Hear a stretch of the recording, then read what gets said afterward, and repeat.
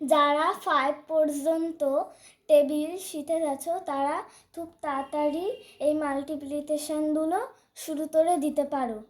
3 3 যা 9, 3 2 যা 6, 2 2 যা 4, 2 3 যা 6, 3 3 যা 9, 3 4 যা 12, 2 4 যা 8, 2 3 যা 6, 2 2 যা 4, 3 3 যা 9, 3 2 যা 6, 3 1 যা 3।